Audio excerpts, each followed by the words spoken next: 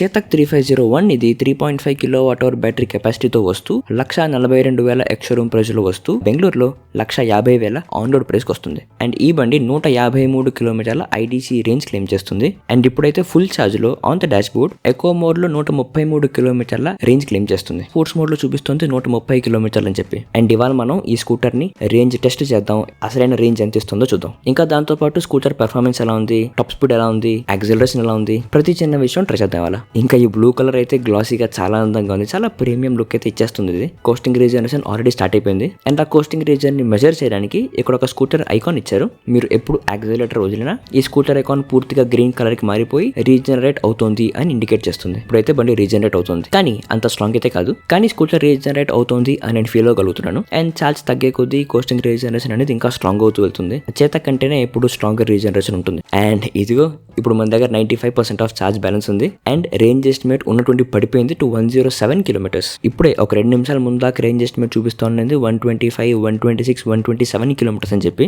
కానీ ఇప్పుడైతే మాత్రం సడన్ గా అసలు ఉన్న పలంగా రేంజ్ పడిపోయింది టు 107 కిలోమీటర్స్. ఇప్పుడు మళ్ళీ పెరిగింది టు 109 కిలోమీటర్స్. రేంజ్ ఎస్టిమేట్ అయితే దీంట్లో క్రేజీగా ఉంది. అండ్ ఇది ప్రతి చేతక్ స్కూటర్ లో ఉండే సమస్య. ఇది చేతక్ 2903 లో రియల్ రేంజ్ మనకి 80 ఇచ్చింది, కానీ డాష్ బోర్డ్ లో 100 చూపించింది. చేతక్ 2402 లో చూపించేది 120 చూపిస్తుంది, కానీ మనకు వచ్చిన రియల్ రేంజ్ మాత్రం 100 కిలోమీటర్లు. చేతక్ 2901 అర్బన్ ప్రీమియం ప్రతి చేతక్ స్కూటర్ లో +20 ఆర్ +30 కిలోమీటర్స్ ఉంటూనే ఉంటుంది. కానీ డ్రైవింగ్ స్టార్ట్ చేసిన పావుగంట అరగంటకే ఆ +20 +30 పడిపోద్ది కూడా. అండ్ రేంజ్ ఎస్టిమేట్ మళ్ళీ పడిపోయింది. ఛార్జ్ వచ్చేసి 92% ఉంది, కానీ రేంజ్ వచ్చేసి 103 కిలోమీటర్స్ చూపిస్తుంది. ఇంకా ఇప్పటిదాకా మనం కేవలం 11 కిలోమీటర్లు నడిపాం. ఎకో మోడ్ లోనే డ్రైవింగ్ చేస్తున్నాం. అండ్ ఇప్పుడు 90% ఛార్జ్లో 94 కిలోమీటర్ల రేంజ్ ఎస్టిమేట్ చూపిస్తుంది. ఇకేమని చెప్పేది మాటలు లేవు. ఇక చూద్దాం ఇక ఆఖరికి మనకి రేంజ్ ఎంత వస్తుందో. సరే ఏనాయితు okay okay okay sir okay okay okay sir yeah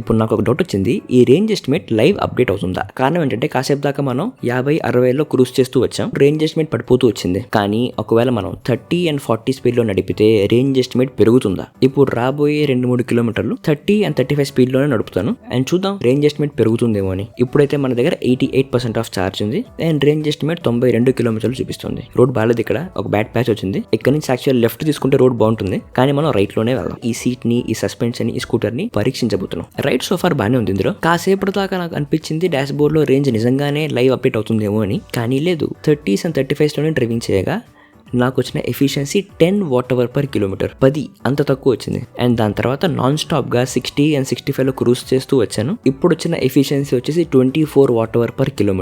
అంటే చాలా ఎనర్జీ నేను కన్జ్యూమ్ చేశాను. కానీ ఇంకా రేంజ్ ఎస్టిమేట్ మాత్రం 91 చూపిస్తుంది. ఒకవేళ రేంజ్ కనుక లైవ్ అప్డేట్ అవుతుంది అన్నట్టుగా ఉంటే ఇప్పుడు రేంజ్ ఎస్టిమేట్ ఇంకా కిందకి దిగాల్సింది. కానీ లేదు, అదే తగ్గట్లేదు. అంటే దాని అర్థం రేంజ్ డ్రాప్ దీంట్లో నిజంగానే ఉంది. ఇది ఎటువంటి లైవ్ అప్డేట్ కాదు, ఇది యాక్చువల్ రేంజ్ డ్రాప్. పూర్తి ఛార్జ్ లో డాష్ బోర్డ్ లో 133 కిలోమీటర్ల రేంజ్ ఎస్టిమేట్ చూపించింది. తర్వాత చూపించింది 120 కిలోమీటర్లు, తర్వాత చూపించింది 105 కిలోమీటర్లు, ఇక ఆఖరిగా 90లో సాగింది. ఇది భారీ రేంజ్ డ్రాప్ ఇది. అండ్ రేంజ్ అప్డేట్ ఇప్పుడు మన దగ్గర 69% ఆఫ్ ఛార్జ్ ఉంది. అండ్ ఇప్పుడు దాకా మనం 42 కిలోమీటర్స్ నడిపాం. ఇప్పుడు కాసేపు దీంట్లో రేంజ్ ఎస్టిమేట్ సరిగ్గా లేదు అని ఒప్పేసుకుందాం. ఇక ఒప్పేసుకుంటే స్కూటర్లో ఇంకా మిగతా రైడ్ విషయాలు ఎలా ఉన్నాయి. దీని యాక్సిలరేషన్ అయితే ఇప్పటిదాకా చాలా బాగుంది. దీంట్లో మీకు 2 డ్రైవింగ్ మోడ్స్ వస్తాయి, ఈకో అండ్ స్పోర్ట్స్ మోడ్. ఒకసారి మనం దీంట్లో ఫుల్ యాక్సిలరేషన్ చేసి చూద్దాం ఫ్రమ్ 0 kmph.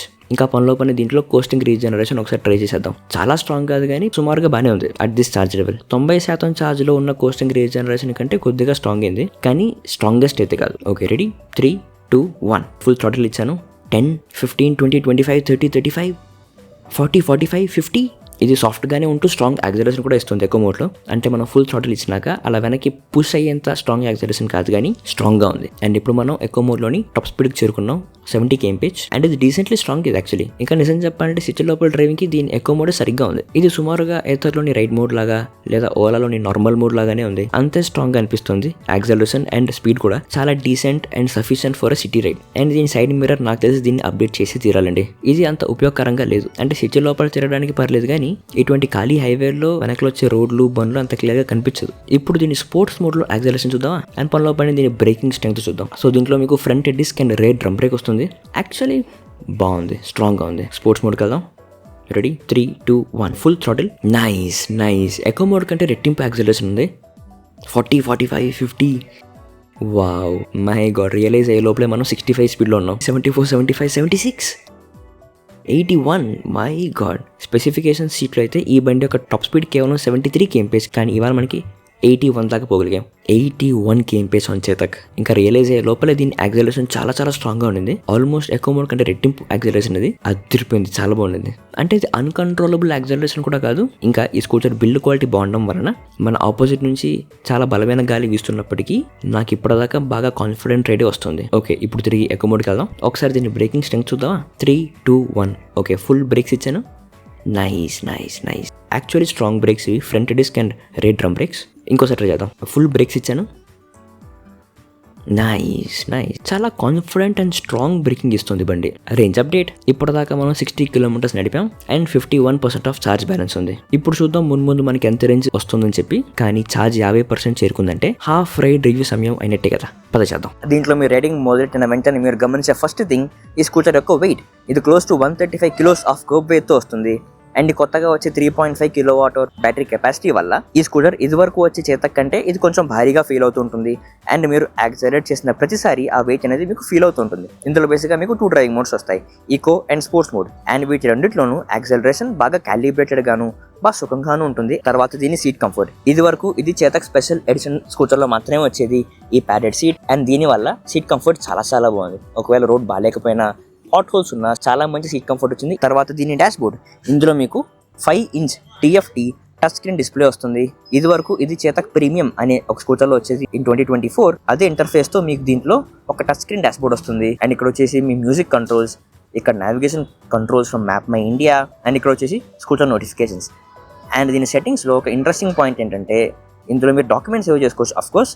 అంతేకాకుండా మీరు దీని డిస్ప్లే చూస్తే కనుక ఈ డిస్ప్లే బ్రైట్నెస్ యాక్చువల్లీ చాలా బాగుంది. ఇది వరకు వచ్చే చేతక్ డాష్ బోర్డ్ కంటే దీని సన్లైట్ విజిబిలిటీ చాలా బాగుంది. అండ్ ఇక్కడ మీరు దీని టచ్ సెన్సిటివిటీని కంట్రోల్ చేసుకోవచ్చు. అంటే ఫర్ నార్మల్, లేదా భారీ వర్షం పడుతున్నప్పుడు, లేదా మీరు గ్లోవ్స్ వేసుకున్నప్పుడు, లేదా ఫుల్ ఆఫ్ చేయాలన్నా కూడా ఆఫ్ చేయొచ్చు. ఆఫ్ చేసేసి ఈ హ్యాండిల్ బటన్స్ ద్వారా డాష్ బోర్డ్ని మీరు కంట్రోల్ చేసుకోవచ్చు. ఇవి బేసిక్గా రాత్రి వేళ గ్లో అవుతాయి, సో మీకు రాత్రి కూడా ఇబ్బంది ఉండదు. ఇక్కడ ఒక 2 బటన్స్ వస్తాయి అప్ అండ్ డౌన్, అండ్ ఇక్కడ ఒక 2 బటన్స్ వస్తాయి అప్ అండ్ డౌన్. ఇవి ఎందుకంటే ఈ అప్ అండ్ డౌన్ వచ్చేసి ఇక్కడ లెఫ్ట్ లో వచ్చే ఆప్షన్స్ గురించి, ఇక్కడ అప్ అండ్ డౌన్ వచ్చేసి ఇక్కడ ఆప్షన్స్ గురించి. ఫర్ ఎగ్జాంపుల్ మీరు సెట్టింగ్స్ పోవాలి అనుకుంటే ఈ డౌన్ ఆరో బటన్ ప్రెస్ చేస్తే ఇక్కడ ఆప్షన్కి వెళ్తుంది. వెళ్ళినాక మీరు దీన్ని సెలెక్ట్ చేయాలనుకుంటే ఇక్కడ సెలెక్ట్ బటన్. ఓకే, సో మీ డాక్యుమెంట్స్ ఏమి సేవ్ చేయలేదు లేదా బ్యాక్ వెళ్ళాలి అంటే ఇక్కడ బ్యాక్ బటన్, సింపుల్.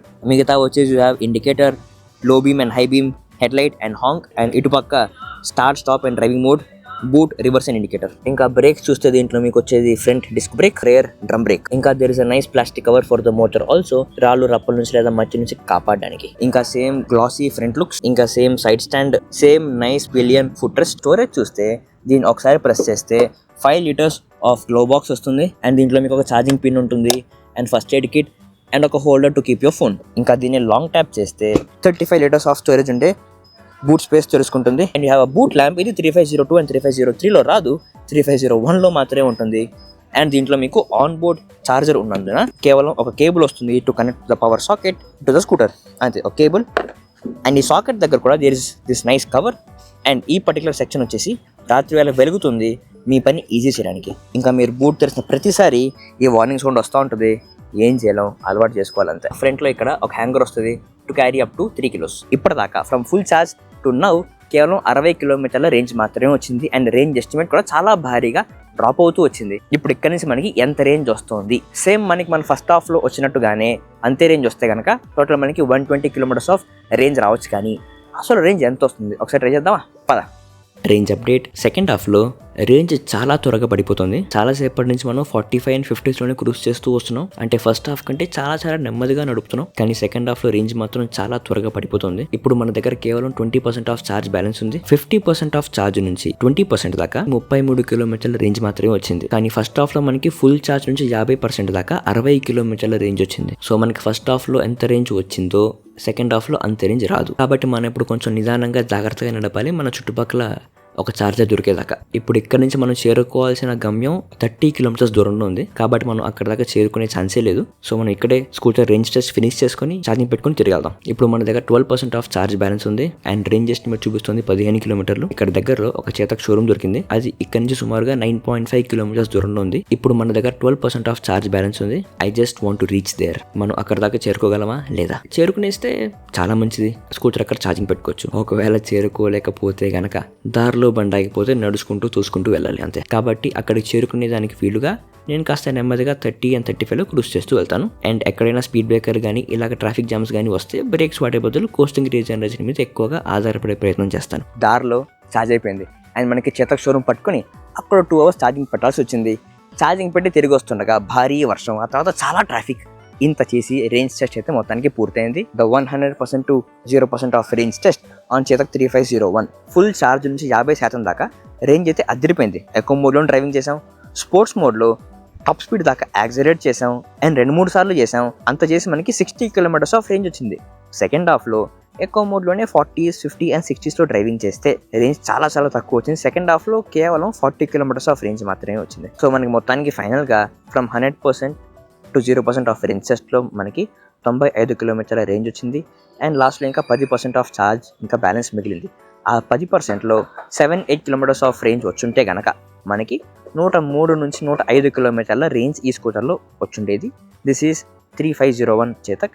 153 కిలోమీటర్ల ఐటీసీ రేంజ్ అండ్ ఫుల్ ఛార్జ్లో ఆన్ ద డాష్ బోర్డ్ 133 కిలోమీటర్ల రేంజ్ క్లెయిమ్ చేస్తుంది. అండ్ మనకి వచ్చే రియల్ రేంజ్ 103 నుంచి 105 లోపల. సో మనం నెక్స్ట్ వీక్ నేను ఎటువంటి స్కూటర్ గురించి ఇలాగ రేంజ్ టెస్ట్ చేయాలో మీరు నా కమెంట్స్లో నాకు తెలియజేయండి. ఆఖరిగా special thanks to mister Debi Patnaik, ఈ చేతక్ 3501 యొక్క ఓనర్. నేను ఈ బండి గురించి లాస్ట్ 3 monthsగా నేను తిరగని షోరూమ్ లేదు, కానీ ఎక్కడ నాకు బండి దొరకలేదు. కానీ ఈ కస్టమర్ తనే నన్ను అప్రోచ్ అయ్యి ఈ బండి ఇచ్చారు. Special thanks to him. అంతేకాకుండా ఇప్పటిదాకా నాకు రేంజ్ టెస్ట్ గురించి సపోర్ట్ చేసిన ప్రతి ఒక్క కస్టమర్కి, ప్రతి ఒక్క స్కూటర్ ఓనర్కి మీ ఈ సహకారానికి నా హృదయపూర్వక కృతజ్ఞతలు.